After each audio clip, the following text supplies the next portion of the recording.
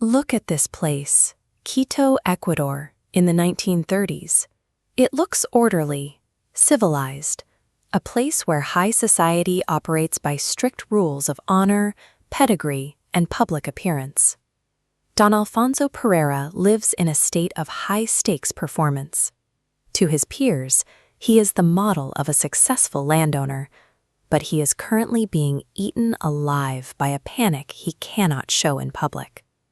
Alfonso is drowning in massive debt to local banks and the church.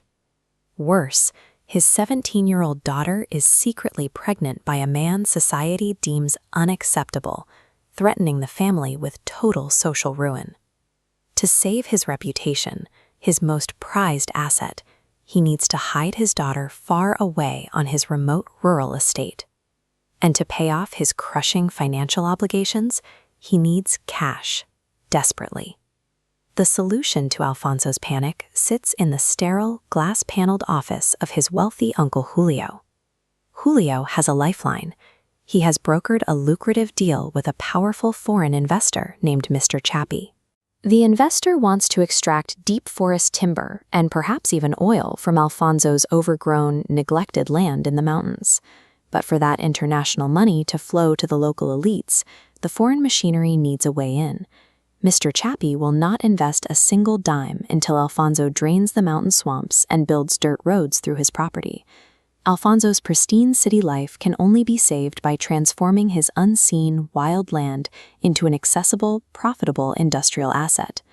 The demands from the foreign investors are exact: pave a way through the mud and clear the riverbanks of the indigenous people living there to make room for industrial housing. These families live under the Huasipungo system, a brutal exchange loaning tiny plots of land as payment for endless manual labor. For generations, they've poured their lives into this earth, believing it's theirs, but the legal reality belongs entirely to the hacienda. To satisfy the investors, Alfonso cannot just ask these families to leave. He will have to physically tear them away from the only homes they have ever known. Even if he clears the land, Alfonso faces an impossible logistical nightmare. Building miles of road through a high-altitude swamp requires massive capital, money he explicitly does not have. His uncle waves away the concern. Under the estate system, property is bought and sold with the people already living on it. The workers will build the road, and they will do it for free. In the language of the estate, these people aren't referred to as citizens or even employees. They are brazos, arms, biological machinery designed for one purpose: to carry the weight. Before the foreign steel and engines can arrive, the local elites will use human bodies to pave the mud.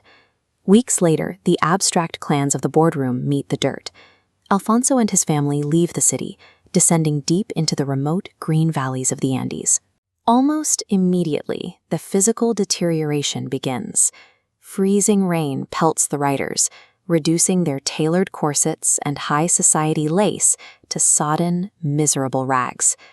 The Paramo is a high, treeless alpine tundra that demands a different set of rules. It is vast, freezing, and entirely indifferent to Alfonso's wealth or his family's social standing. Out here, the protective illusions of the city wash away. A prominent family name offers exactly zero protection from the elements. Only harsh, physical realities remain. The expedition soon hits a breaking point. Confronted with a deep, freezing mud swamp, Alfonso's horse refuses to take another step.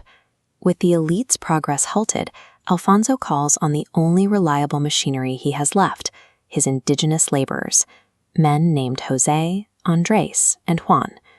The men roll their thin linen pants to their thighs.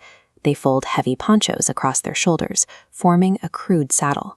Because the horses won't step into the freezing mud, the heavy, wealthy landowners climb directly onto the backs of the indigenous workers. The only sound is the rhythmic suction of mud against bare feet. Every foreign investment, every cleared debt, and every immaculate city square rests here, pressed into the earth by the physical weight of these men.